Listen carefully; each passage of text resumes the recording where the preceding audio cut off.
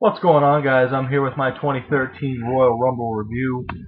I'm just going to get right to it. I'm hoping this is a quick video, but there's no guarantee, knowing myself. Pre-show match, Antonio Cesaro versus The Miz. Obviously a solid match. Cesaro retains. Somewhat surprisingly, I half expected The Miz to win this match. Cesaro retains. Obviously their feud is going to continue. They ended up, getting in a scrummage, you could say, during the Royal Rumble match itself. So their feud will continue, but for now, Cesaro is still the U.S. champion. Almost at Intercontinental. Opening match of the pay-per-view was the last man standing match for the World Heavyweight Championship. Alberto Del Rio against the Big Show. My main issue, pretty much as a whole, my main issue with the show was the pacing and the way it was segmented out. The first thing we got, was the pyro in the opening. Big Show comes out, and then you cut to a backstage segment with ADR and Ricardo talking to Bret Hart. Then you get the announcers introducing themselves and the Spanish commentators, and then you get Alberto Del Rio coming out. That killed the flow of things, for me at least, right off the bat, and I thought it was very strange.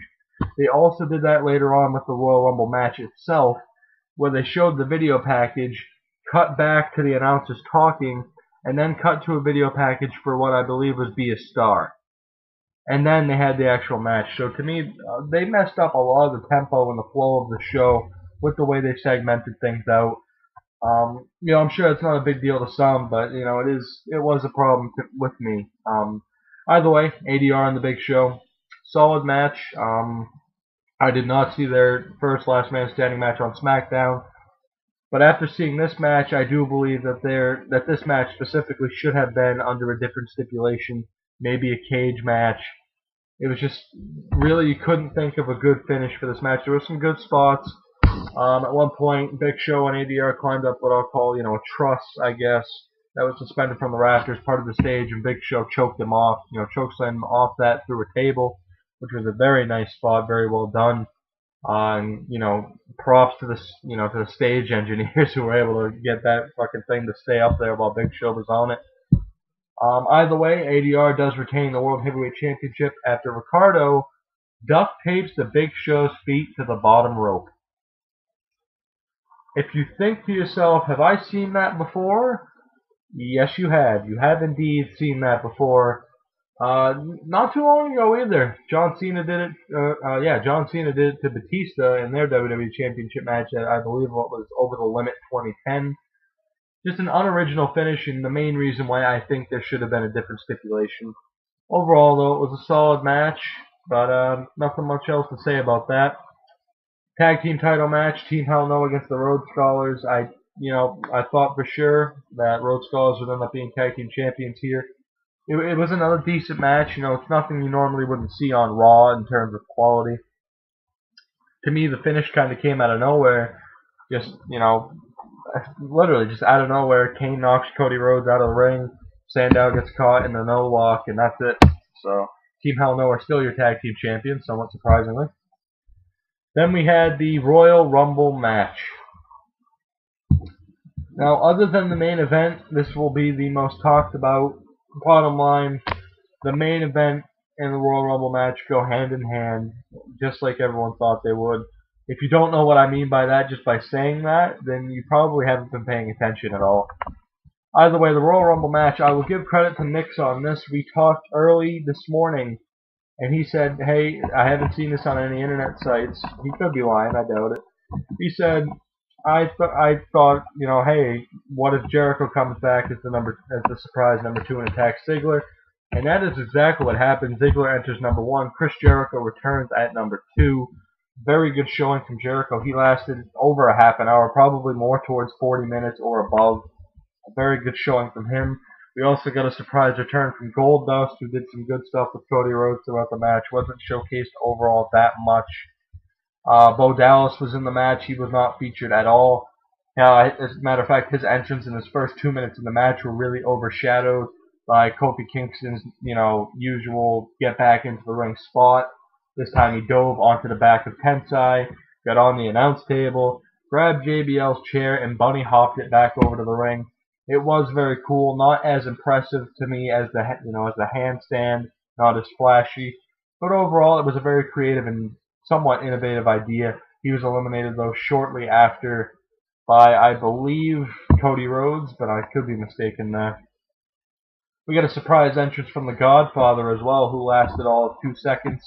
Enters the ring and is immediately eliminated by Dolph Ziggler. Yeah, I mean, it was cool. Bottom line, Godfather got a great pop, and that was awesome to see. And I really, when I saw him, I did not expect him to be in the ring. You know, he's been retired for a long time, but it was still really cool to see him. Just of note, John Cena enters at number 19. Let's see. Really, no other. That bottom line, that was it. You know, I'm looking through the list here. That was it for surprises. I'll admit, normally I, take everything internet sites say with a grain of salt. But this time, for some reason, I really invested in the fact that we're going to see the Carlito or Shelton Benjamin. It didn't happen. That was it. Godfather. It was Godfather, Goldust, and Jericho. Those were your 3 surprises. But overall, your final 5 came down to Randy Orton, Ryback, John Cena, Dolph Ziggler. I know I said Randy Orton already. By the way, I don't edit this shit at all, so whatever. Sheamus. So Ziggler, Sheamus, Cena, Orton, and Ryback were your final 5. Orton was the first eliminated, then followed by Dolph Ziggler, surprisingly. He had a very great showing. I thought he'd make it to the final 2 at least. But, yeah, he was eliminated at number 27. Then Sheamus was eliminated, or number 28. 27, 28, whatever. Then it came down to John Cena, Ryback, and Sheamus. Sheamus was the next eliminated, setting up John Cena versus Ryback. One more note here. Bo Dallas was able to eliminate Wade Barrett. Barrett then attacked him Undertaker/Maven style. Bo Dallas, this could be a sign he's now on the main roster and could already be getting an IC title push. It's funny, they hinted at Richie Steamboat on Raw a few weeks ago, and now Bo Dallas is seemingly in that position. By the way, your final 2, John Cena and Ryback. And, barring the miracle you haven't heard yet, take a guess at who wins between John Cena and Ryback. Everyone's favorite to win wins. John Cena, gets the victory here. And it was funny because Nick's also brought up to me an article he read this morning by Mark Madden on WrestleZone saying if a face says he's going to win, he should win. I said, what a fucking idiot. Turns out Mark Madden was right on his predictions. John Cena is your winner, and he will go on to face The Rock at WrestleMania twice in a lifetime, as it turns out. Very solid match in the main event. Punk versus Rock had its good moments. There was a slight botch where Rock went to rock bottom, Punk through the Spanish announce table, and the table broke early. Other than that, I thought it was a solid match. It was fine. Pretty much on the same level as Cena and Rock at last year's WrestleMania. The crowd was just a little bit lower than the WrestleMania match. And I'll admit at first, I'll admit wholeheartedly, I fell for the ending. Or I wouldn't say fall for it, but bottom line, Rock's about to, rock bottom, Punk, lights go out. Obviously the Shield powerbomb the Rock through the table, but the lights come on, Shield's gone, and Rock's down on the table. Punk rolls him into the ring and pins him. I'll admit I was in complete shock at that point, figuring, holy shit, Punk just won clean. And then within 3 seconds I had my hands on my head and I'm sitting there praying, please no Vinnie Mac, please no Vinnie Mac. Rest assured, out comes Vince McMahon. They restart the match, and with the people's elbow, one simple elbow drop, 434 days is out the door. The Rock is the new WWE champion.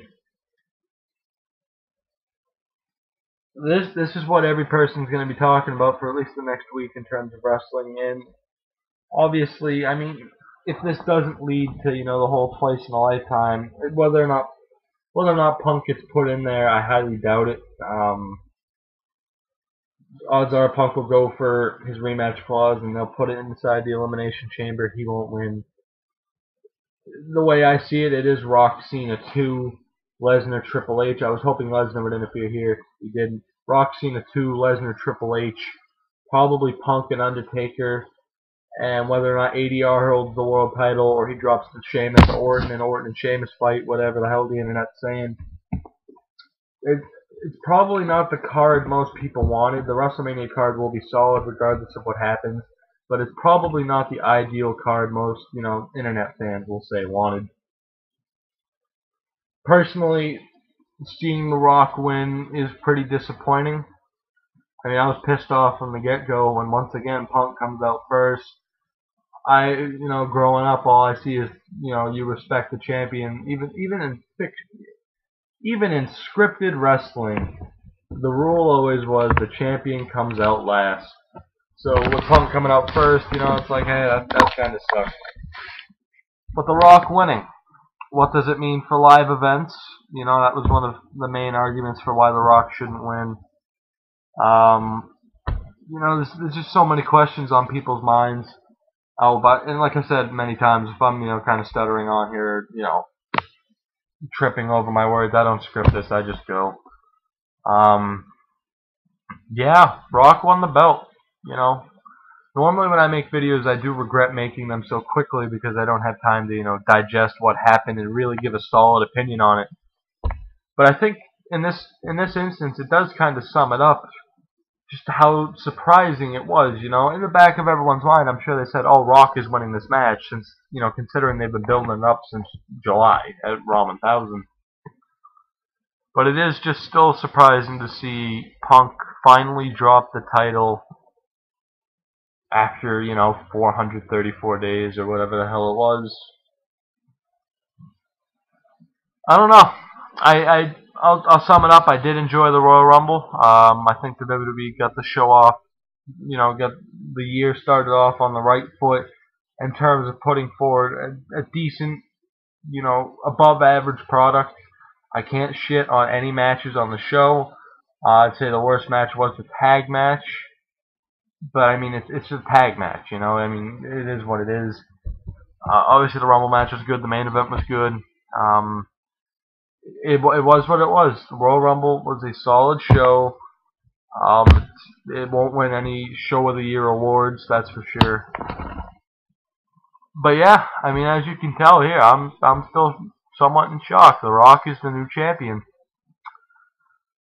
and I'll sum it up with twice in a lifetime. Whether or not I do a Raw review tomorrow depends on if I watch the show or not. I'll probably be channel surfing throughout most of it, but yeah, thank you guys for watching the video. I really do appreciate it, and I will see you next time. Twice in a lifetime, everyone. Twice in a lifetime.